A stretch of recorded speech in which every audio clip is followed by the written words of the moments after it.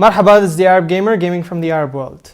I'm glad to be back, but before I start talking about gaming from the Arab world, I thought I'd share with you my experience going to Japan. Now, for those of you who didn't watch my episode 4, I recently got married and my wife and I decided to take our honeymoon and go to the Far East. And what better place to go to than Japan? Now, I know whenever you think of Japan, it's mostly going to be like video games and anime, but you'd be surprised that it's not as popular as you think.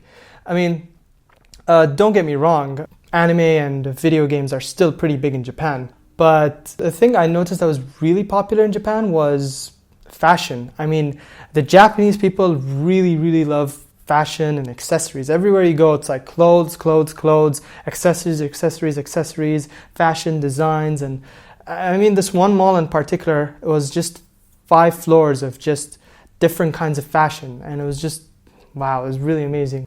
Speaking of the Japanese people, I also noticed that aside from fashion, they're very nice and welcoming people. I mean, I've never been to a country that really treated foreigners with such respect.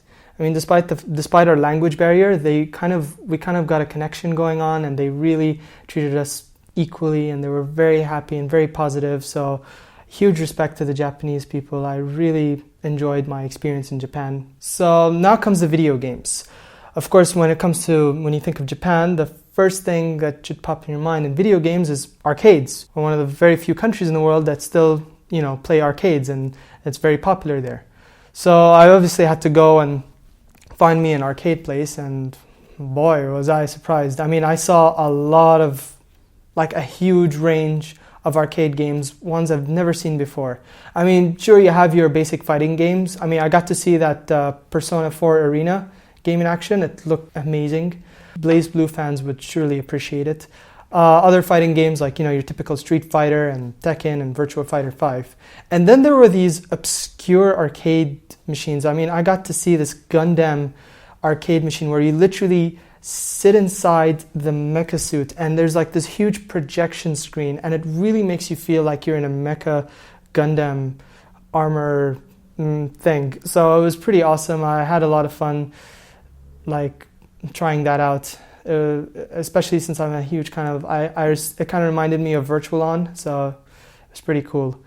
The other weird thing I noticed was certain arcade machines like the Winning 11 and Pro Evolution Soccer Arcade had a USB port, and what you could do is you can actually bring your PS3 controller and plug it in the USB, and you could play the arcade with the PS3 controller. I know you must be thinking why would they do that? I mean, if you own the game, why aren't you playing it at home?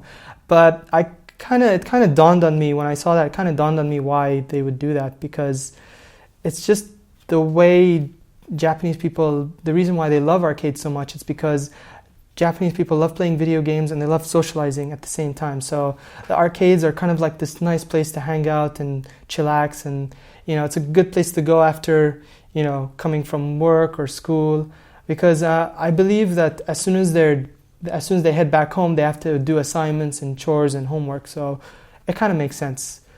Anime, let's see. Anime, all I can say is One Piece and Fate Zero. I mean, sure, you got your Dragon Ball, Naruto, and Bleach, but I mean, One Piece and Fate Zero are by far the most popular series in Japan. Another thing that I liked was the Japanese anime shops. They had this shop called Animato, where you could go and shop for figurines, merchandise, cosplay, manga, and it was all really well organized. I've been to a lot of anime shops in the region, and they definitely don't come anywhere close as organized as the ones they have in Japan. So yeah, I guess in terms of anime, that's pretty much my experience. So now let me show you guys some of my souvenirs I got. As you all know, I'm a huge Macross fan. I couldn't resist not buying this one, because this one's actually a very rare model, and finding this was hard, but when I did it, I had to buy it. It's for VF25F. It's a build-it-yourself model kit, and it's from the Macross Frontier series.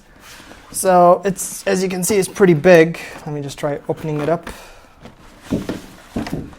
It has a lot of pieces. I mean, this thing is going to take me a long time to build. I'll probably start building it in Eid or whenever I have free time, but definitely looking forward to that.